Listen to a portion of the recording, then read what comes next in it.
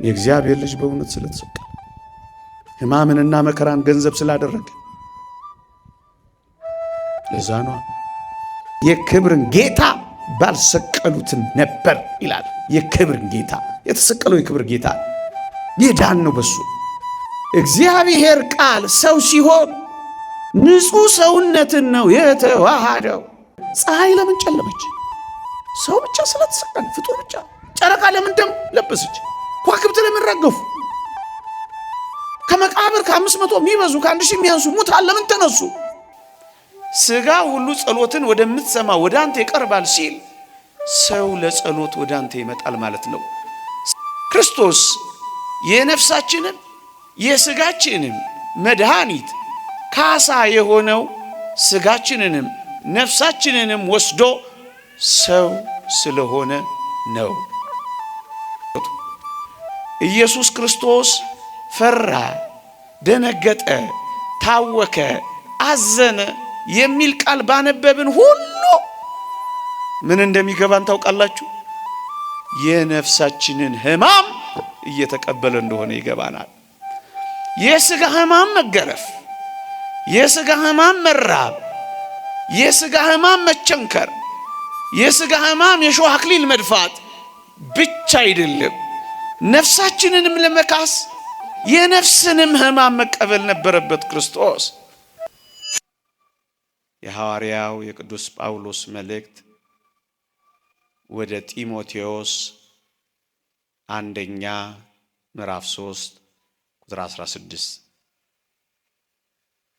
የእግዚአብሔርነት ምስጢር ያለ ጥርጥር ታላቅ ነው፣ በሥጋ የተገለጠ። በዚህ ኃይለ ቃል በዚህች ምሽት ጥቂት መንፈሳዊ ቁም ነገሮችን ለማንሳት እሞክራለሁ። ትምህርት ነው።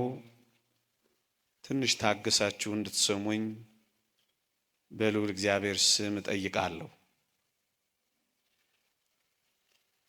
እግዚአብሔር ሰው ሆኗል ስንል ብዙዎች ግር ይላቸዋል።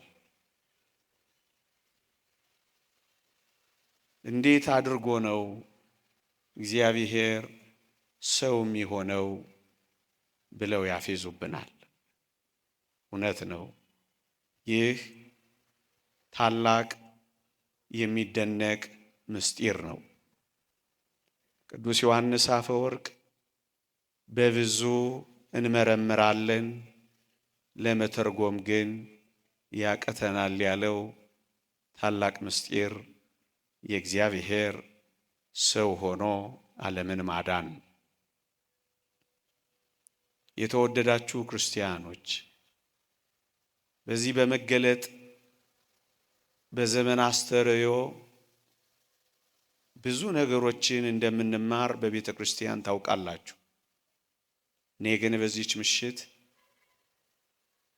እግዚአብሔር ሰው መሆኑን የሚያሳዩትን የእግዚአብሔርን ቃላት ጥቂት በጥቂት ለማሳየት እሞክራለሁ። ትንሽ ከበድ ሊል ቢችልም ምናልባት መግለጽ ቢያቀተኝም የበለጠ እንድታሰፉት የበለጠ በሰንበት ትምህርት ቤቶች እንድትማሩት በሰንበት ትምህርት ቤት የተልእኮ ትምህርት ማኑዋሎችን ተመልክታችሁ ዕውቀታችሁ እንድታሳድጉ ሃይማኖታችሁ እንድታደላድሉ ያመነውን በእውቀት ተደግፈን እንድንኖርበት አደራ ከማለት ጋር የሊቃውንት አምላክ እንዲያስተምረን እየተማጸንኩ ትምህርቴን ጀምራለሁ። አዎ ራሱ በቀጥታ ያዳነን የፈጠረን እግዚአብሔር ሲፈጥረን ራሱ በቀጥታ ነው የፈጠረን። ስለዚህ ሲያድነንም በተዘዋዋሪ መንገድ ሊያድነን አልወደደም። እግዚአብሔር ራሱ በቀጥታ ሊያድነን ነው የወደደው። ምዕመናን እንደምታውቁት የላይኛው ፍርድ ቤት የፈረደውን ፍርድ የስረኛው ፍርድ ቤት ሊያነሳው እንደማይችል የታወቀ ነው። የላይኛው ፍርድ ቤት ያልኳችሁ ማን ይመስላችኋል? እግዚአብሔር አይደለምን? እግዚአብሔር ሞትን ትሞታላችሁ ካለ እና ሞትን ከፈረደ ይህንን ሞት ቀልብሶ ለሰው ልጆች ሕይወት ሊሰጥ የሚገባው ራሱ የሕይወት ምንጭና ባለቤት እግዚአብሔር ነው። ለዚህ ነው የፈረደውን ፍርድ ትሞታላችሁ የሚለውን መሻርና ሕይወት መስጠት የሚችል እግዚአብሔር ስለሆነ ነው እግዚአብሔር ሰው ሆኗል የምንለው። አንዳንድ ሰዎች እግዚአብሔር ሰው እስከ መሆን ምን አደከመው? ዝም ብሎ የሰው ልጅ ይቅርታ ማድረግ አይችልም ነበር? እስከ ሞት ድረስ ምን አተጋው? ሰው እስከ መሆንስ ለምን አዋረደው? ዝም ብሎ በይቅርታ ሊያልፍ ይቻለው የለም ብለው አንዳንድ ሰዎች ይጠይቃሉ። ኦርቶዶክሳውያን ሊቃውንት ይህንን በሚገባ ሐሳብ ያብራራሉ። እግዚአብሔር በቃሉ የታመነ ነው። ትሞታላችሁ ያለው ቃል ሊፈጸም ግድ ነው። ልብ በሉ፣ ቅጣቱ የሞቱ ፍርድ ሊፈጸም ግድ ነው። ዝም ብሎ እግዚአብሔር ይቅር ቢላቸው ፍርዱን ሳይፈርድባቸው ቃሉ የታመነ ሆኖ አይቀርም። ፍትሑ የተዛባ ይሆናል። እግዚአብሔርም በቃሉ ያልታመነ ይሆናል። ስለዚህ ዝም ብሎ እግዚአብሔር ይቅር አላላቸው። ይልቁንም በፍርዱና ይውላችሁ ዝም ብሎ ደግሞ ይቅር ሳይል እግዚአብሔር በቅጣቱ በፍርዱ ዝም ብሎ ቢተዋቸው ኖሮ ደግሞ እግዚአብሔር ሰውን የፈጠረው ለከንቱና ለጥፋት ነው ተብሎ እግዚአብሔር ይታማ ነበር። ጨካኝ እንደሆነ ይቆጠር ነበር። ስለዚህም ፍርዱን ከይቅርታው ጋር ቅጣቱን ከምሕረቱ ጋር ያለ ተቃርኖ ማስተካከል ስላለበት ይህንን ይቅርታውን ከፍርዱ ጋር አመዛዝኖ የሰውን ልጅ ለማዳን የሄደበት መንገድ የእግዚአብሔር መለኮታዊ ጥበብ እሱም የክርስቶስ ሰው መሆን ነው። እውነት እግዚአብሔር ሰው ሆኗል? እሱ ላይ ነው ጥቂት ማተኮረው። ብዙዎቻችሁ ታውቁታላችሁ፣ ግን ቀስ ብለን እንነጋገር። የዮሐንስ ወንጌል ምዕራፍ 1 ቁጥር 1 ሲጀምር እንዲህ ይላል፣ በመጀመሪያው ቃል ነበር፣ ቃልም በእግዚአብሔር ዘንድ ነበር፣ ቃልም እግዚአብሔር ነበር፣ ሁሉ በእርሱ ሆነ፣ ከሆነውም አንዳች ስንኳ ያለ እርሱ አልሆነም ይላል። ልድገመው፣ ትምህርት ስለሆነ ቀስ ስላድርገው። በመጀመሪያው ቃል ነበረ፣ ቃልም በእግዚአብሔር ዘንድ ነበረ፣ ቃልም እግዚአብሔር ነበረ፣ ሁሉ በእርሱ ሆነ፣ ከሆነው አንዳች እንኳን ያለ እርሱ አልሆነም ይላል። ልብ በሉ፣ በመጀመሪያው ቃል ነበር፣ ቃልም በእግዚአብሔር ዘንድ ነበር፣ ቃልም እግዚአብሔር ነበር ይላል። እኔ የምፈልገው ወደ ጉዳይ የሚያንደረድረኝ ብዙ ሀተታ መስጠት ቢቻል ለእኔ ለዛሬዋ ምሽት ነጥቤ ግን እማተኩረው ቃልም እግዚአብሔር ነበር ያለውን ነው። ይሄ ቃል ማን ነው? እግዚአብሔር። ይሄው በግልጽ ነው ወንጌሉ የነገረን። ይሄ ቃል ማን ነው? ፈጣሪ ነው። ሁሉ በእርሱ ሆነ፣ ከሆነው ከተፈጠረው አንዳች እንኳን ያለ እርሱ አልተፈጠረም ነው የሚለው። ይሄ ቃል ፈጣሪ የሆነ ቃል፣ ይሄ ቃል እግዚአብሔር የሆነ ቃል። መጽሐፍ ቅዱስ እግዚአብሔር ዓለምን በቃሉ እንደፈጠረ ተገልጿል። የእግዚአብሔር ቃል ዓለምን እንደፈጠረ መጽሐፍ ቅዱስ ይነግረናል። ዓለሞች በእግዚአብሔር ቃል እንደተፈጠሩ እንደተዘጋጁ ይላል። በእግዚአብሔር ቃል ሰማዮች ጸኑ ይላል። ሁሉ በእርሱ ሆነ ይላል። ይሄ ቃል ፈጣሪ የሆነ ቃል፣ ይሄ ቃል የእግዚአብሔር ቃል ነው። ይሄ ቃል አካላዊ ቃል፣ እኔ ባይ የሆነ ቃል ነው። ይሄ ቃል ማን ነው? እግዚአብሔር ነው። እችን ያዙና የዮሐንስ ወንጌል ምዕራፍ 1 ቁጥር 14 ላይ ቅዱስ ዮሐንስ ትምህርቱን ይቀጥላል። ምን ይላል? ልብ በሉ። ስለ ቃል ነው እየተናገረ የመጣው። ፈጣሪ ስለሆነው ቃል፣ እግዚአብሔር ስለሆነው ቃል። ቁጥር 14 ላይ ቃልም ሥጋ ሆነ ጸጋንና እውነትን ተመልቶ በእኛ አደረ የሚል ቃል ደግሞ እናገኛለን። እኔ ማብራራት የፈለኩት እግዚአብሔር ሰው ሆኖ የሚል ቃል አለ ወይ?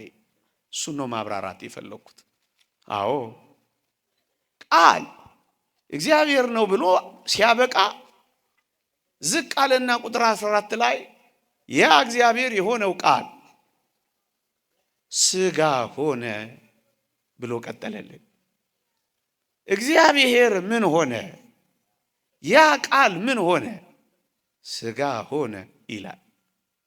እንዴ ሥጋ እኮ ነው ሆነ የሚለው። አንተ እያልክና እያወራ ያለኸው ደግሞ ሰው ሆነ ብዬ ለማብራራት ነው መሞክረው እያልከን ነው። ሥጋና ሰው አንድ ነው? ሁለተኛው ማብራራት የምፈልገው ነጥብ ይሄንን ነው። አዎ ቃል እግዚአብሔር ሥጋ ሆነ ማለት ሰው ሆነ ማለት ነው። እንዴት? በመጽሐፍ ቅዱስ ላይ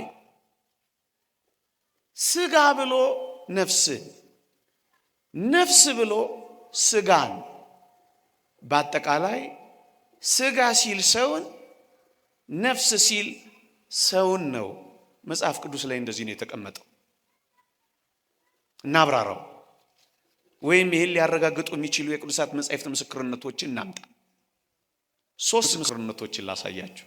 አንደኛ መዝሙር 64 ከቁጥር 1 ጀምሮ እንዲህ ይላል፣ ሥጋ ሁሉ ጸሎትን ወደምትሰማ ወደ አንተ ይቀርባል ይላል።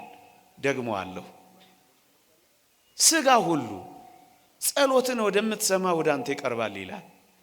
የተወደዳችሁ ክርስቲያኖች እንደምታውቁት በድን ሥጋ ለጸሎት ወደ እግዚአብሔር እንደማይመጣ የታወቀ ነው። ሥጋ ሁሉ ጸሎትን ወደምትሰማ ወደ አንተ ይቀርባል ሲል ሰው ለጸሎት ወደ አንተ ይመጣል ማለት ነው። ሰው የሚለውን ቃል ሥጋ ብሎ እንደገለጸው ግን ተመልከቱ። ስለዚህ ቃል ሥጋ ሆነ ሲል ሰው ሆነ ማለት ነው። አንድ ዳግመኛ መጽሐፍ ቅዱስ ላይ ነፍስ ተብሎ ሲጠራ ሰው ማለት ነው የሚሆነው። ለምሳሌ በሐዋርያት ሥራ ምዕራፍ 7 ቁጥር 14 ላይ ያዕቆብም 75 ነፍስ ሆኖ ወደ ግብፅ ወረደ ይላል። በሞቴ ስሙኝ። ያዕቆብም 75 ነፍስ ይላል። ወደ ግብፅ የወረዱት 75 ሰዎች ናቸው። ሰዎቹን ግን ሲገልጽ ነፍስ ብሎ ነው የገለጸው። ለዚህ ነው በመግቢያዬ ስጋ ብሎ ሰውን፣ ነፍስ ብሎ ሰውን፣ ስጋ ብሎ ነፍስን፣ ነፍስን ብሎ ስጋን ይጠራል ያልኳችሁ ለዚህ ነው። 75 ነፍስ ሆኖ ወረደ ይላል። 75 ሰው ወርዶ ሳለ ስለዚህ ሰው ብሎ የገለጸው ነፍስ በሚል አገላለጽ ነው። ስለዚህ ቃልም ስጋ ሆነ የሚለው ቃል ያ እግዚአብሔር የሆነው ቃል፣ ፈጣሪ የሆነው ቃል፣ ዓለምን የፈጠረ ቃል ሰው ሆነ ማለት ነው። ሶስተኛ ምስክርነት ኦሪት ዘጸአት ኢትቅትል ነፍስ ይላል። ነፍስን አታጥፋ፣ ነፍስን አትግደል ይላል። ወዳጆቼ ነፍስ እኮ ሟች አይደለች። ነፍስን አታጥፋ ማለት ግን ሰውን አትግደል ማለት ነው። መብራቱን ቀንሱት፣ መብራቶቹን ቀንሳቸው። እኮ ቀንሰው እነዚህ መብራቶች አጥፏቸው። መብራቶቹ አንዱን ቀንሰው እስኪ። እቺን ደግሞ ወደ ኋላ አርጋት፣ ትንሽ ፈቀቅ አርጋት። ጌታዬ እየሰማችሁኝ ነው? ልቀጥል? አዎ ባትሉ እቀጥላለሁ። ማን ፈቃጅ ያደረጋችሁ? እንዲሁም አለቃችሁ። እቺ ያሁኗን መቆራረጥ ምክንያት አድርገው አንዳንዱ ሲወጡ ስላየው ነው። እየሰማችሁኝ ነው? እሺ።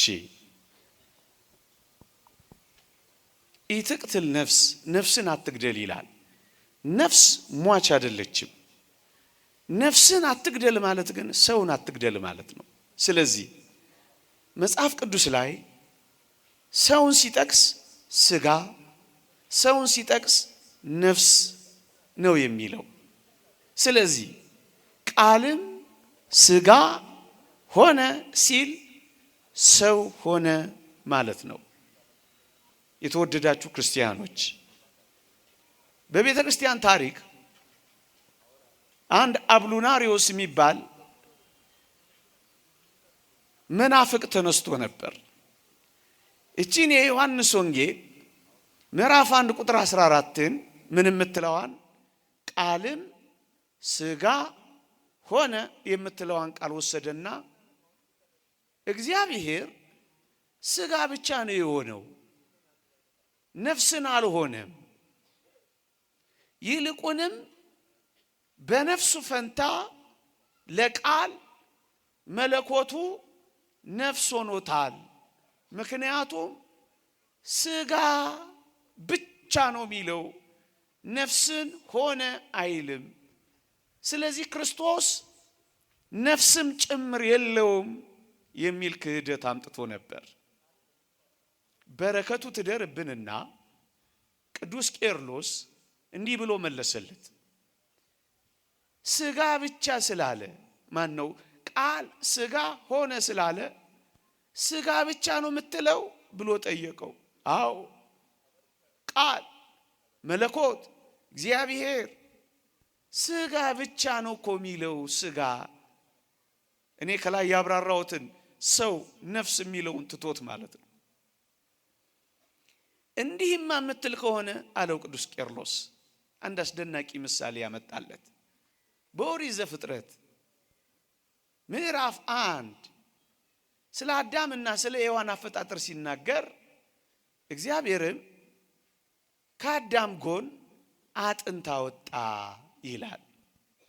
አዎ እስማማለሁ፣ አጥንት አውጥቷል አለው። ወደ አዳም አመጣት። አዳም ግን ይቺ አጥንት ከአጥንቴ ናት ብቻ ብሎ አላቆመም። እናስ አለው ስጋዋም ከስጋዬ ነው ያላት አለው። ልክ ነው አለው። ስለዚህ በአንተ አባባል እኮ ቢሆን አለው አጥንት ብቻ መሆን ነበረባት አለው። ስጋ ብቻ ስላለ ማለት ነው። አብሉናሪዮስ ደነገጠ። ቅዱስ ቄርሎስ ማብራራቱን ቀጠለ። ምን አለ? አጥንት ወሰደ ሲል አጥንት ብቻ ማለት አይደለም። ስጋም ብሎ የጨመረው አዳም ለዚህ ነው። ስጋ ብቻ አይደለም፣ ጸጉርም፣ ጅማትም፣ ቅልጥምም፣ ነፍስም ከዛው ነው የነሳው።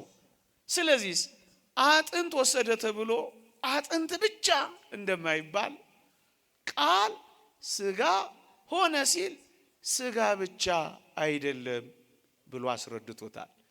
እንደዚህማ ካልክ ቃል ስጋ ብቻ ነው የሆነውማ ካልክ አጥንት ወሰደ ካለ ሴቶች ሁሉ ምንድናቸው ማለት ነው? ወንዶች ንገሩኝ። ምን ሳይሰሟችሁ? አጥንት ብቻ፣ እናንተን አይደለም። ግልጽ ነው ሐሳቡ? ግልጽ ነው። አያችሁ፣ ቃል ስጋ ሆነ ማለት ነፍስንም ጭምር ሆነ ማለት ነው። ሰው ሆነ ማለት ስለሆነ በነገራችን ላይ ኢየሱስ ክርስቶስ ቃል አካላዊ ቃል ስጋ ሆነ ሲል ነፍስን አልሆነም ማለት ነው። አብሉናሪዮስ የተባለው ሰው እንደተናገረው ክርስቶስ ነፍስ የለውም ማለት ነው። ክርስቶስ ነፍስን አልነሳም ማለት ነው። አልወሰደም ማለት ነው። ስተት ነው። ቅዱሳት መጻሕፍት ይሄንን በሚገባ ገልጸዋል። ገና ተወልዶ በልጅነቱ ከሄሮድስ ፊት ሲሸሽ እንዲመለስ መልአኩ የተናገረው ቃል ለዚህ ምስክር ነው። የሕፃኑን ነፍስ የሚፈልጉ ሞተዋልና ተመለስ ይለዋል። ክርስቶስ ነፍስ አለው የለውም? ይሄው ነፍስ። ሁለተኛ ነፍሴን ልተዋት ደግሞም ላነሳት ስልጣን አለኝ ብሏል አላለም? ክርስቶስ ብሏል። ነፍስ አለው የለውም? አለው። ሶስተኛ አባቴ ሆይ ነፍሴን በእጅህ አደራ እሰጣለሁ ብሏል። ነፍስ አለው የለውም? ስለዚህ ቃል ስጋ ሆነ የሚለው ነፍስንም ጭምር ሆነ።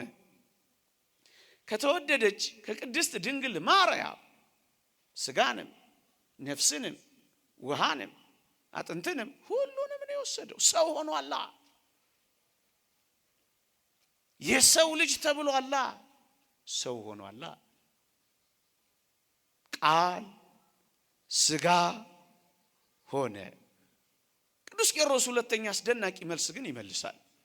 ኢየሱስ ክርስቶስ ነፍስ ከሌለውማ በነፍሳችን እኛ አልዳንማ ብሎ መልሶለታል። ስጋ ብቻ የሚባል ከሆነ ክርስቶስ ለነፍሳችን ካሳል ካሰማ ክርስቶስ የነፍሳችንም የስጋችንም መድኃኒት ካሳ የሆነው ስጋችንንም ነፍሳችንንም ወስዶ ሰው ስለሆነ ነው። አንዳንዶች መጽሐፍ ቅዱስ ላይ ስለ ክርስቶስ በተጻፉ ንባባት ፈራ፣ ደነገጠ፣ አዘነ፣ ተከዘ የሚል ሲያገኙ አንዳንድ ሰዎች እንዴት ነው እናንተ የሚፈራ አምላክ ያላችሁ? እንዴት ነው እናንተ የሚደነግጥ ፈጣሪ ያለን የምትሉት? እንዴት ነው እናንተ የሚተግስ ጌታ ይኖራችሁ? ተረተኞች ናችሁ ሊሉን ይፈልጋሉ። እኛ ግን እንዴት እንደምንረዳው ኦርቶዶክሳውያን ተመልከቱ። ኢየሱስ ክርስቶስ ፈራ፣ ደነገጠ፣ ታወከ፣ አዘነ የሚል ቃል ባነበብን ሁሉ ምን እንደሚገባን ታውቃላችሁ? የነፍሳችንን ሕማም እየተቀበለ እንደሆነ ይገባናል። የሥጋ ሕማም መገረፍ፣ የሥጋ ሕማም መራብ፣ የሥጋ ሕማም መቸንከር፣ የሥጋ ሕማም የሾህ አክሊል መድፋት ብቻ አይደለም። ነፍሳችንንም ለመካስ የነፍስንም ሕማም መቀበል ነበረበት ክርስቶስ። የነፍስ ሕማሟ ምንድነው? መደንገጥ ነዋ። የነፍስ ሕማሟ ምንድነው? መተከዝ ነዋ። የነፍስ ሕማሟ ምንድነው? ማዘን ነዋ። ስለዚህ ክርስቶስ ለነፍሳችንም ካሳ ሊክስ የሚችለው የምትፈራ፣ የምትደነግጥ፣ የምትታወክ፣ የምታዘን ነፍስን ገንዘብ እንዳደረገ በቅዱሳት መጻሕፍት ስላረጋገጥን ነው። ሁለተኛው ፈራ የሚል ቃል ኦርቶዶክሳውያን ሊቃውንት ሲያነቡ ፍርሃታችን እንደተወገደ ይነግሩናል። ደነገጠ የሚል ቃል ሲያዩ ድንጋጤያችንን እንዳባረረ ይገልጹልናል። አዘነ የሚል ቃል ሲያዩ ሐዘናችንን አባረረ ይሉናል። ካሳየ ካሰነዋ ለነፍስም ለስጋም ለነፍስም ለስጋም የሚክሰው ግን ነፍስንና ስጋን አዋህዶ ሰው ሲሆን ነው። ለዚህ ነው በመጀመሪያ ቃል ነበረ፣ ቃልም በእግዚአብሔር ዘንድ ነበረ፣ ቃልም እግዚአብሔር ነበረ ካለ በኋላ ቃልም ስጋ ሆነ፣ ሰው ሆነ። ሰው ሆነ። የሰው ልጅ የሚሉት ቃላት ሰው ካልሆነ ሊጠቀሱ ይችላሉን? አይችሉም። ይሄን ያዙና ሌላ አንድ ሐሳብ ግን እዚህ ጋር ልናነሳ እንችላለን። ምን የሚል ስጋ ሆነ እኮ ነው የሚለው። አዎ ስጋ ሆነ ነው የሚለው። የምን ስጋ ይሁን የምን ስጋ በምን እናውቃለን? የሰው ስጋ ይሁን የእንስሳ ስጋ ይሁን የጅግራ ስጋ ይሁን ምን የተገለጸ ነገር አለና ነው ሰው ሆኗል ብለን የምትዘበዝበን የሚሉ ጠያቂዎች ደግሞ ካሉ አንድ የእግዚአብሔርን ቃል ነቅሰን እናወጣለን። እዛ ውስጥ ምን የሚል ቃልም ስጋ ሆነ ካለ በኋላ ጸጋንና እውነትን ተመልቶ በእኛ አደረ የሚል ቃል ታገኝ። እኛ ሰብአዊ ባህሪን መዋሃዱን በእኛ ሰው መሆኑን በእኛ የሰው ስጋ መሆኑን በእኛ ብሎ ነው የሚገልጸው። ሰብአዊ ባህሪን መዋሃዱን የሰውን ስጋ ገንዘብ ማድረጉን ነው የሚገልጸው። የተወደዳችሁ ክርስቲያኖች ይሄን የበለጠ እናጉላው ካል ከዳዊት ዘር በስጋ መጣ ይላል። ከዳዊት ዘር በስጋ የሚመጣው ሰው የሆነው ነው። ወመጻም ዘራ ዳዊት በስጋ ስብ ከዳዊት ዘር በስጋ ተወለደ። ይሄን ነው የሚገልጸው። ሁለተኛ የአብርሃምን ዘር ይዟል እንጂ የመላእክትን ዘር አይደለም ይላል ቅዱስ ጳውሎስ። ሰው ሆኗላ። በእኛ የእንስሳ ስጋ አይደለም፣ የሌላ ስጋ አይደለም፣ የሰው ስጋ በእኛ። አንዳንዶች ስጋ በጣም የረከሰ በመሆኑ ኢየሱስ ክርስቶስ የሰውን ስጋ ሊዋሃድ አይችልም ብለው ያስቡና በእነሱ አረዳድ ነገሩን የስህተት ትምህርታቸውን ቀስ ብለው ለማለፍ ሲፈልጉ ሰው መሰለ እንጂ ሰው አልሆነም የሚል መላምት ደግሞ ያስደግፉበታል። መጽሐፍ ቅዱስ ግን ይሄን ይሽራል። እንዴት አድርጎ? የዳዊት ልጅ የአብርሃም ልጅ የኢየሱስ ክርስቶስ ትውልድ መጽሐፍ ብሎ የዘር ሐረጉን ይዘረዝራል። የዘር ሐረጉን ለምን የሚዘረዝር ይመስላችኋል? ክርስቶስ በእርግጥም ሰው መሆኑን ሊያረጋግጥልን ነው። መሰል የሚለውን ሊያጠፋልን ነው። ሌላ ነጥብ እናንሳ። አሁንም ጥያቄያቸው አይቋረጥማ። ምን የሚል ጥያቄ? ባነበክልን ኃይለ ቃል ላይ ቃልም ስጋ ሆነ ነው የሚለው። ሆነ የሚለው ቃል ታዲያ ተለወጠ ተቀየረ ማለት አይደለምን? ቃል እኮ መለኮት እኮ እግዚአብሔርነቱን አጥቶ ሆነ እኮ ነው የሚለው። ይሄ ተቀይሯል ማለት አይደለምን ሊሉን ይችላሉ። አይደለም። ምናልባት መጽሐፍ ቅዱስ ላይ አንዳንድ ቃላት ስናነብ ሁሉም በዛ መንገድ የሚተረጎም አይደለም። ውሃውም ደም ሆነ ተብሎ በኦሪት ዘጸአት እንዳየነው ውሃው ወደ ደምነት እንደተቀየረ ቃልም ሙሉ ለሙሉ ቃልነቱን መለኮትም ሙሉ ለሙሉ መለኮትነቱን አጥቶ ወደ ሰውነት የተቀየረ ግን አይደለም። ይሄን ልታረጋግጥልን ትችላለህ? አዎ ሊቃውንት አረጋግጠዋል። አንደኛ እግዚአብሔር ባህሪውን እንደማይለውጥ ነግሮናል። ምን ብሎ? እኔ እግዚአብሔር አልለወጥም ብሎ ነው። ትንቢተ ሚልክያስ ምዕራፍ 2 ቁጥር 10 እግዚአብሔር አይለወጥም። አንድ እሺ እንደጠየቁት ሆነ የሚለው እግዚአብሔር እግዚአብሔርነቱን፣ መለኮት መለኮትነቱን፣ ቃል ቃልነቱን አጥቶ ወደ ሰውነት ሙሉ በሙሉ ተቀይሮ ከሆነ ሊቃውንት እንዲህ ይላሉ፣ ክርስቶስ ሰው ከሆነ በኋላ እኔና አብ አንድ ነን ሊል ይችላል? አይችልም። እኔና አብ አንድ ነን ያለው ለምንድን ነው? መለኮቱ ቃልነቱ ከስጋ ጋር ወይም ወደ ሰውነት ወይም ወደ ፍጹም ስላልተቀየረ። እንዴት እኔና አብ አንድ ነን ሊል ይችላል? ፍጡር ብቻ ስጋ ብቻ ወደ ሰውነት ብቻ ከተቀየረ እኔና አብ አንድ ነን ሊል አይችልም። ይሄ ማለት ምን ማለት መሰላችሁ? መለኮት ከስጋ ጋር ፍጹም አላጠፋው፣ ስጋ ደግሞ ቃልን መለኮትን ፍጹም አላጠፋው። መለኮት ደግሞ ስጋን ፍጹም አልመጠጠውም፣ አላጠፋው። በኋላ ጊዜ ካለኝ አብራራዋለሁ። ሰውነትን እስከ መጨረሻው አይተነዋል ሲቆስል፣ በሱ ቁስል እኛ ተፈወስን። እስከ መጨረሻው ሲበላ ሲጠጣ አይተነዋል። እስከ መጨረሻው የሰው ልጅ ሲባል አይተነዋል። አልጠፋም ሰውነትም መለኮትም ቃልም እስከ መጨረሻው ደግሞ አልጠፋም። በምን ማረጋገጥ ትችላላችሁ? መስቀል ላይ ተሰቅሎ ያመቱ አለቃው ምን እንዳለ አልሰማችሁም? በእውነት ይህ የእግዚአብሔር ልጅ ነበር እኮ ነው ያለው። መለኮት ከቃል ጋር፣ መለኮት ከስጋ ጋር፣ ቃል ከስጋ ጋር ፍጹም ተዋህዶ ካላዳነን በቀር በእርሱ ቁስል እንዴት ተፈወስን ልል እንችላለን? የፍጡር ቁስል ብቻ የሚፈውስ ይመስላችኋል? ይዘገንናል እንጂ። አያችሁ፣ እስከ መጨረሻው ሳይለያዩ ጊዜያዊ አይደለም፣ እስከ መጨረሻው። ስለዚህ ሆነ የሚለው ቃል ተለወጠ ማለት አይደለም። እንደውም ሊቃውንት አንድ አስደናቂ ነገር ያብራራሉ። ዝቅ ብሎ መጽሐፍ ቅዱስን ከላይ አንብበነው ብቻ አንቶ ከስርም ብቻ ተመልክተን አንጥለው ሙሉን አንብበን እንረዳዋለን እንጂ። እንዴት?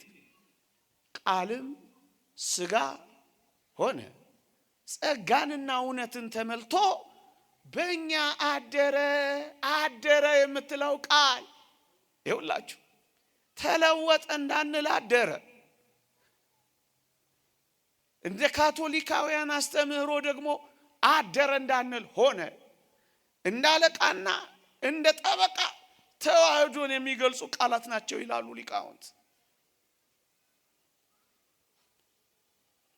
ቤተ ክርስቲያን የአብ ልጅ ቃል በማርያም ልጅ ውስጥ አደረ አትልም። በኋላ አብራራዋለሁ ጊዜ ካለኝ። ጊዜ አለኝ ምድርስ ይመስለኛል። ሆነ የሚለውን ቃል ይዛ ደግሞ ተለወጠ አትልም፣ ተቀየረ አትልም። ሁለተኛው ሐሳባችን ሆነና አደረ። እንደ አለቃና እንደ ጠበቃ አንዱ አንዱን የሚደግፍ ነው። ተለወጠ እንዳንል አደረ፣ አደረ እንዳንል ሆነ። ይሄ ምንን ያስገነዝባል? ተገናዝቦ ኮሚኒኬሽን ኦፍ አትሪቢዩትስ፣ መገናዘብ። የቃል ገንዘብ ለስጋ፣ የስጋ ገንዘብ ለቃል ይላሉ። እንቲያሁ ለቃል ኮነ ለስጋ ወእንቲያሁ ለስጋ ኮነ ለቃል ይላሉ። መለኮት መለኮትነቱን ሳይለቅ የስጋን ገንዘብ ገንዘብ አደረገ።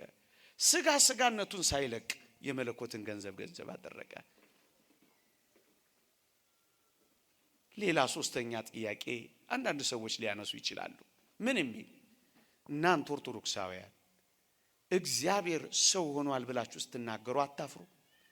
እግዚአብሔርን እኮ አውርዶ ሰው ማድረግ እኮ የእግዚአብሔርን ባህሪ እኮ ዝቅ ማድረግ ነው። እንዴት ነው እግዚአብሔርን በባህሪው ሰው አድርጋችሁ ዝቅ የምታደርጉት? ይሄ እኮ እግዚአብሔርን እንደ ማጉደፍ ሁሉ ይቆጠራል ብለው የሚያስቡ ሰዎች እንዳሉ እናውቃለን።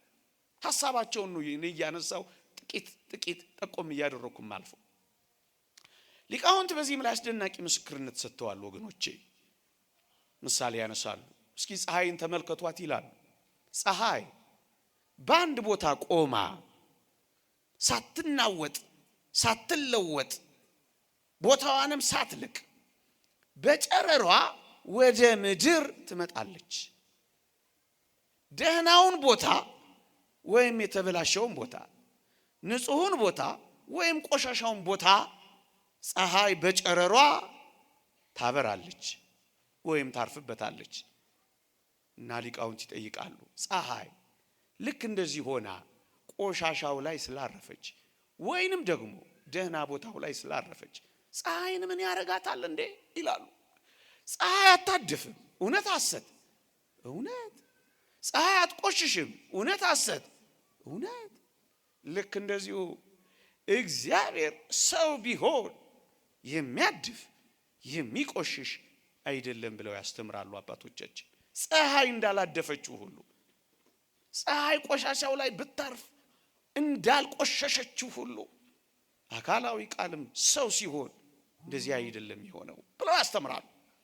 ነገሩን በደንብ ለመግለጽ እግዚአብሔር ቃል ሰው ሲሆን ንጹህ ሰውነትን ነው የተዋሃደው። ንጹህ ሰውነት መጽሐፍ ቅዱስም የአባቶቻችንም ትምህርት ይሄንን በደንብ አድርጎ ይገልጻል። ንጹህ ሰውነትን የተዋሃደው ንጽህናሽን ባወቀ ጊዜ ስሙ ገብርኤል የተባለ መልአኩ ላከው የሚለው እኮ ለዚህ ነው። ንጽህናዋን ባወቀ ጊዜ ንጹህ ሰውነትን የተዋሃደው እግዚአብሔር ዓለምን ለማዳን ያንን ያደረገው። ስሩ ቅዱስ ከሆነ ቅርንጫፎቹ ቅዱሳን ናቸው። በኩራቱ ቅዱስ ከሆነ ቡሃው ደግሞ ቅዱስ ነው ይላል ቅዱስ ጳውሎስ ሮሜ መልእክት ምዕራፍ 11 ላይ። ቅዱስ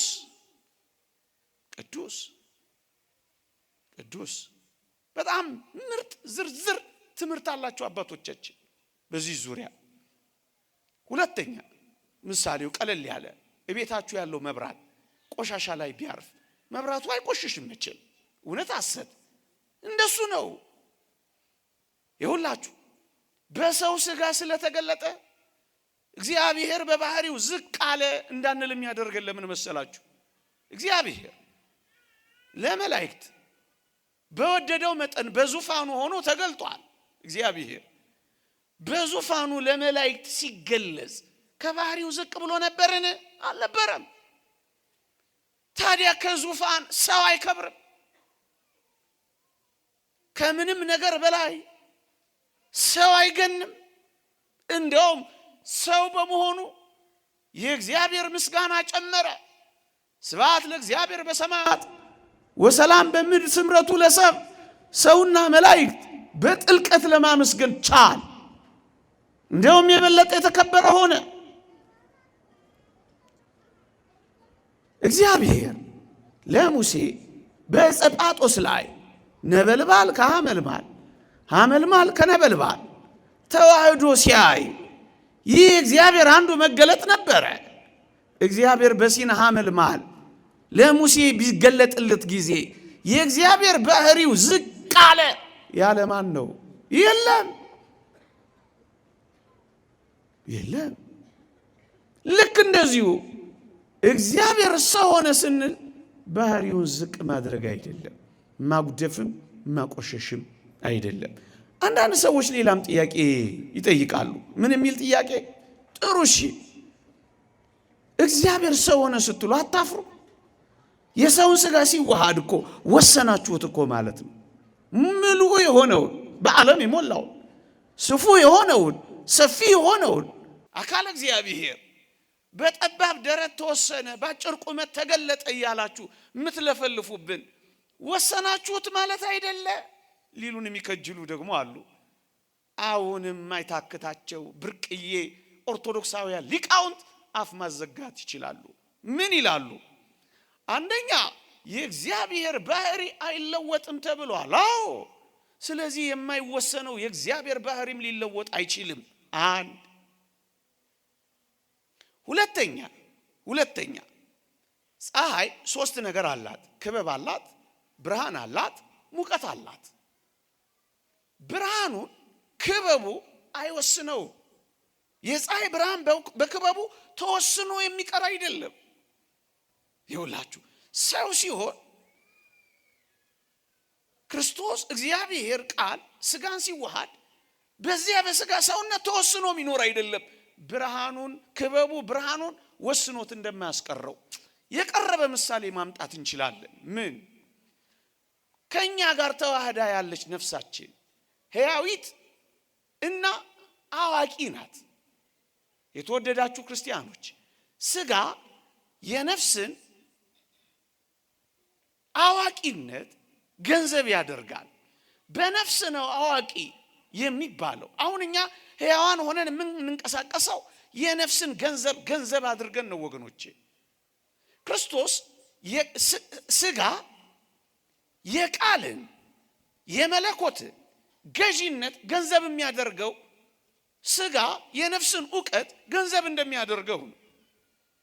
እና ነፍስ ከስጋ ጋር ተዋህዳ ብትሆንም በስጋ ግን ተወስና አትኖርም። ምሳሌ ይሰጣሉ ኦርቶዶክሳውያን ሊቃውንት።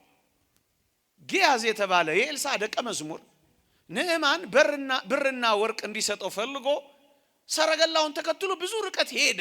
ጊያዝ ነቢዩ ኤልሳ ምን አለው መሰላችሁ? ሲመለስ የት ሄደህ ነበር አለው።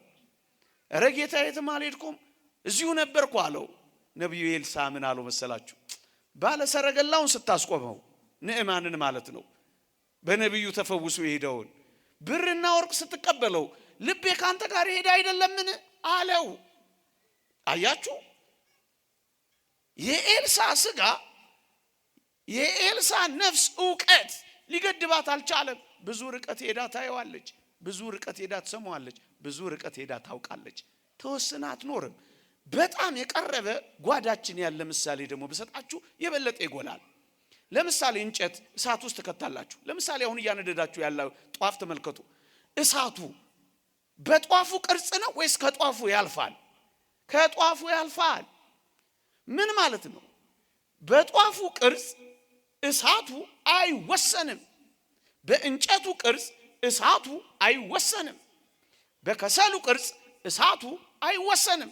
ልክ እንደዚሁ እግዚአብሔር ሰው ሲሆን አካላዊ ቃል ስጋን ሲዋሃድ ተወስኖ የሚቀር አይደለም።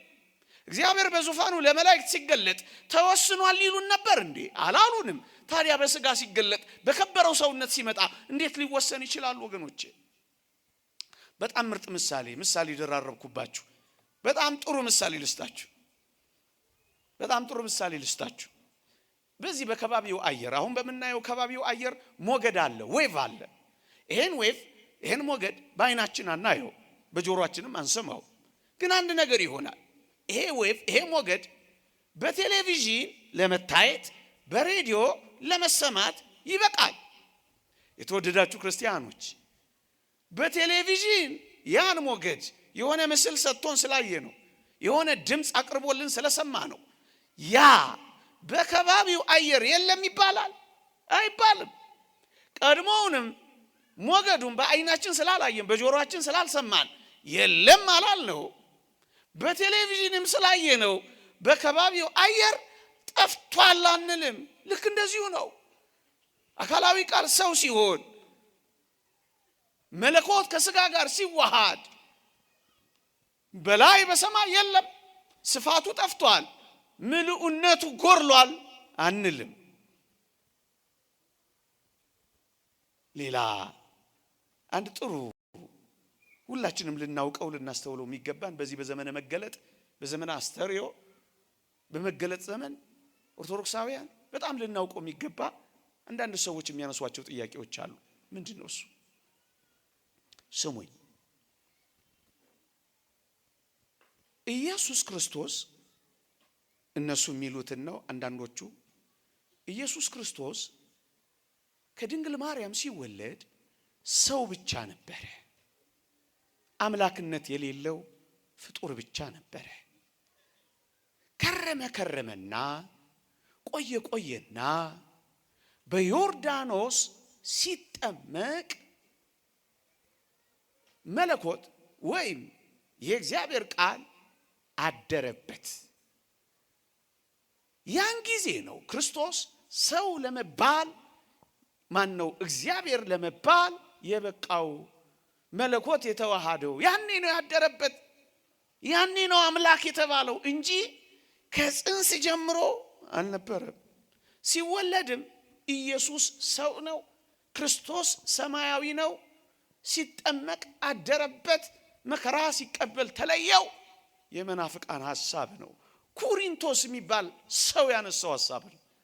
እነዚህን ግን ኦርቶዶክሳውያን ሊቃውንት በዋዛ ላለፏቸው በሞቴ እኛ የተወደደ መድኃኒታችን ኢየሱስ ክርስቶስ በዮርዳኖስ ሲጠመቅ አምላክ ለመሆን የበቃ አይደለም።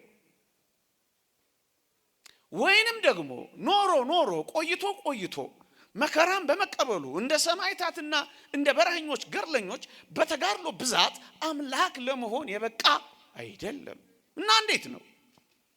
ሲጠመቅ የእግዚአብሔር ቃል አድሮበት፣ እንደሱ እንደሚሉት ሲጠመቅ ክርስቶስ አድሮበት አምላክ ለመሆን የበቃ አይደለም። እና እንዴት ነው? እናብራራው።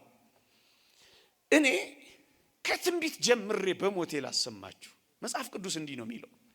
ትንቢተ ኢሳይያስ ምዕራፍ 9 ቁጥር 6 እንዲህ ይላል፣ ሕፃን ተወልዶልናል፣ ወንድ ልጅም ወልድም ነው የሚለው ተሰጥቶናል፣ አለቅነትን በጫንቃው ላይ ይሆናል፣ ስሙም ድንቅ መካር፣ የዘላለም አባት ተብሎ ይጠራል።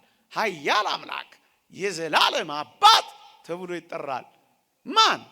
ሕፃኑ ምን ይባላል? ኃያል አምላክ።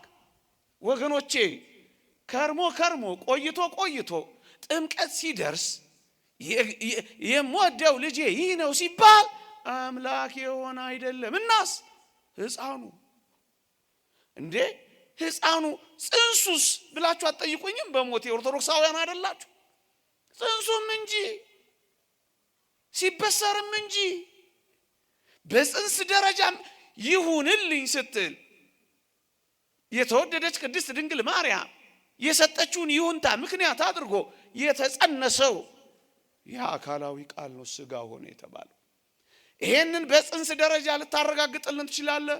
ግጥም አድርጌ ላጽድቆተ ነገር ዘመድሽም ኤልሳቤጥ በስተርጅና ጸንሳለች የሚለውን የቅዱስ ገብርኤልን ምስክርነት ከሰማች በኋላ የተወደደች ቅድስት ድንግል ማርያም እግሮቿ የገሰገሱት ወደ ዘካርያስ ወደ ካህኑ ቤት ነው። እዚያ ምን ሰማች? መንፈስ ቅዱስ ያደረባት ቅድስት ኤልሳቤጥ ጮኸች። ምን አለች? የጌታዬ እናት። ዝም ብለን የምናልፈው ይመስላችኋል? ይሄን ቃል አይደለም። ምንድን ነው የሚያሳየን? የጸነሰችውን የጌታዬ እናት ብላ እንደጠራቻት ታያችሁ። ጌታ የባህሪ ጌታ ነው። ጌታ ጌታዬን የእግር መረገጫ እስካደርግ ድረስ በቀኝ ተቀመጥ። ጌታ ወልድ ጌታ የክብርን ጌታ ባልሰቀሉትም ነበር። የባህሪ ጌታ የጌታዬ እናት እማ አምላክ ወላዲተ አምላክ። እንዴ ሰውን ብቻ የወለደች አይደለም፣ የአምላክ እናት ብለን መመስከር የጀመርነው እኮ እና አምነን ተምረን የተወደደች ቅድስት ድንግል ማርያምን እመ አምላክ የአምላክ እናት አይደለችም የሚል ሃይማኖት አይደለም። እሺ በጽንስስ አሳየን። ሌላ ልታብራራልን ልጨምርልን የምትችለው ነገር አለ? አዎ ቅዱስ ገብርኤል ሲያበስራት ማን እንደሚወለድ ነገራት። ምን ብሎ? የልዑል ልጅ ይባላል። የሚወለደው የማን ልጅ? የልዑል ልጅ። ልዑል ማን ነው? እግዚአብሔር። የእግዚአብሔር ልጅ ማን ነው? የተወለደው ሕፃን ነው። የምትታቀፈው ሕፃን ነው። የእግዚአብሔር የልዑል ልጅ ተባለ እንጂ ታዲያ እሱ እግዚአብሔር ተው እንጂ። ሰው በባህሪው የሚወልደው ሰውን ነው። እንስሳ በባህሪው የሚወልደው እንስሳውን ነው። አባቴ ሰው ስለሆነ እኔን ሰው ነው የሚወልደኝ። እግዚአብሔር ሊወልደው የሚችለው እግዚአብሔር ነው እንጂ ከአምላክ የተወለደ አምላክ ብላችሁ የምንጸልየው እኮ ይሄንን ነው ወገኖቼ። እግዚአብሔር ለዚህ እኮ ነው አይሁድ የተበሳጩት። አይሁድ በደንብ ገብቷቸዋል። አንዳንዶች ነው ያልገባቸው። የእግዚአብሔር ልጅ ነኝ ሲላቸው ምን እንደገባቸው ታውቃላችሁ? ዘዮሐንስ ወንጌል ምዕራፍ 5 ላይ እንደተጻፈው ራስህን ከእግዚአብሔር ጋር አስተካክለህ እግዚአብሔር አባቴ ነው ስላልክ ነው የምንጣላህ አሉታ። ማስተካከሉ እኮ ነው። ልጅ የሚለው እኮ እሱን ነው የሚያመለክተው ወዳጄ። የልዑል ልጅ ይባላል። እስኪ ልጠይቃችሁ፣ ሰብአ ሰገል በዚያች በቤተልሔም ለማን ነው የሰገዱት? ሰግደዋል? አልሰገዱም? ሰግደዋል። ለማን ነው የሰገዱት? ለሕፃኑ አይደል እንዴ? ለሕፃኑ የሰገዱት ምን ቢሆን ነው? አምላክ። አለበለዛማ ለፍጡር እኮ የአምልኮ ስግደት ሰገዱ ነው የሚለው እኮ። እንደሱማ እንዴት ይሆናል? የሰገዱት ፍጡር ኢየሱስ እነሱ እንደሚሉት ስጋ ብቻ የማርያም ልጅ ብቻ መለኮት ቃልነት መለኮትነት የሌለው ፍጡር ብቻ ቢሆን እንዴት ይሰግዱለታል እንዴ? የነገርከን እኮ በጽንስ ከዛም በልደት በ2 ዓመቱ ከዚያም ደግሞ እንደዚህ አድርገን የነገርከን። ጥምቀትስ አካባቢ ልታሳየን ትችላለህ? አዎ ቅዱስ ዮሐንስ መጥምቅ ሲያጠምቀው ምን እንዳላልሰማቸውም? የጫማውን ጠፍር ፈታ ዘንድ የማይገባኝ ከኔ የሚበረታ ከኔ ቀድሞ የነበረ አሁን እነዚህ ሁሉ ቃላት ምንድነው የሚያሳዩት? አሁን የሚመጣው ሊጠመቅ ወደ እኔ የሚመጣው ከኔ ቀድሞ የነበረ ነው። ፊተኛው ነው የሚመጣው። ደግሞስ ነው አበገው ዘእግዚአብሔር ዘያትት ወያሴስል ኃጢአት ዓለም የዓለምን ኃጢአት የሚያስተሰርይ የእግዚአብሔር በግ የዓለምን ኃጢአት ይቅር ሊል ሊያስተሰርይ የሚችል አምላክ ካልሆነ በቀር ማን ነው? ማን ነው? ስርየተ ኃጢአት ሊሰጥ የሚችል ከሱ በቀር ማን ነው? ተወደዳችሁ ክርስቲያኖች፣ ለዚህ ነው እኛ ከርሞ ቆይቶ አምላክ ለመሆን በጥምቀት ጊዜ አምላክ ለመሆን አንዳንዶች መስቀል ላይ ሲደርስ መከራ ሲቀበል ሰው ብቻ ነው የሆነው። አምላክነቱ ተለይቶታል፣ መለኮቱ ርቆታል። ብቻውን የተሰቀለው የማርያም ልጅ ሊሉን ይከጅላሉ። ወዳጆቼ ይሄ ቢሆን ኖሮ በእርሱ ቁስል ተፈወስን የሚለው ቃል ሊሆን ይችል ነበር። ሰው እንዴት ይድናል? ፍጡርን ስላላዳነው አይደል እንዴ አምላክ ሰው መሆን ያስፈልገው? አንድ ሁለተኛ ቅድም የጠቀስኩላችሁ ክርስቶስ ተሰቅሎ ያየው 100 አለቃ ምን እንዳላልሰማችሁም? በእውነት ይህ የእግዚአብሔር ልጅ ነበር እኮ ነው ያለው። ነው እኮ ነው ያለው። የእግዚአብሔር ልጅ እግዚአብሔር ነው እኮ ያለው። ሶስተኛ ፍጡር ብቻ መለኮት ያልተዋሃደው ስጋ ብቻ ወይም እነሱ እንደሚሉት እግዚአብሔር ልባቸውን ይመልስላቸው እንጂ ኢየሱስ ክርስቶስ ፊቱን በቀሬናው ሰው በስምዖን ላይ ለጠፈና ክርስቶስ አመለጠ። እነሱ የሚጠቀሙበት ቃል አለ፣ እሱን አልገልጸው። እንደዚህ ፊልም ለመስራት ነው እንዴ ክርስቶስ የመጣው? አይደለም። እናስ የተወደዳችሁ ክርስቲያኖች መጽሐፍ ቅዱስ በግልጽ እነዛን ሁሉ ታምራት ነገረን። ፀሐይ ለምን ጨለመች? ሰው ብቻ ስለተሰቀለ፣ ፍጡር ብቻ። ጨረቃ ለምን ደም ለበሰች? ከዋክብት ለምን ረገፉ? ከመቃብር ከ500 የሚበዙ ከ1000 የሚያንሱ ሙታን ለምን ተነሱ? የእግዚአብሔር ልጅ በእውነት ስለተሰቀለ፣ ሕማምንና መከራን ገንዘብ ስላደረገ ለዛ ነው። ደግሞስ ቅዱስ ጳውሎስ ይሄን ሊል ይችል ነበር። ምን አንድ አስደናቂ ቃል ይናገራል ቅዱስ ጳውሎስ፣ በረከቱ ትደርብንና ከዚህች ዓለም ገዢዎች አንዱ እንኳን ይህን ጥበብ አላወቀውም፣ አውቀውትስ ቢሆን የክብርን ጌታ ባልሰቀሉትም ነበር ይላል። የክብርን ጌታ የተሰቀለው የክብር ጌታ የዳን ነው በሱ። እሱ ፍጡር ብቻ ቢሆን እንዴት ልንድን እንችላለን? ወዳጆቼ አንዳንዶች ክርስቶስ በተቀበለው መከራ ከትንሣኤ በኋላ አምላክነትን ያገኘ ነው ቅድም እንዳልኳቸው ብለው ሊሉ እንዳይሞክሩ ዮርዳኖስንና ደብረ ታቦርን ኦርቶዶክሳውያን ሊቃውንት ያነሳሉ። በተጋድሎ የእግዚአብሔር ልጅ ለመሆን በቃ እንዳትሉን ዮርዳኖስን እናሳያችኋለን። ልጄ ነው፣ በሞቴ ልጄ ነው።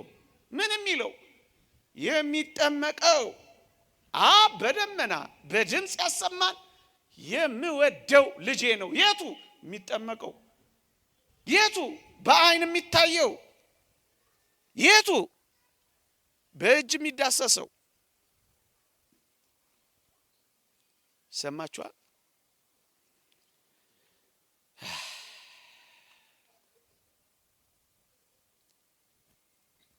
ያለኝ ነው መሰለኛል። እኔም ፈሊጥ ሊገባኝ ይገባል አይደል? 53 ደቂቃ ካስተማርኩ በኋላ ሊገባኝ አይገባም? ይገባል በሉ። አይዟችሁ። የእግዚአብሔር ቸርነት ገብቷችኋል ግን የእግዚአብሔር ቸርነት የእመቤታችን አማላጅነት የቅዱሳን በረከት ረድኤት አይለየን።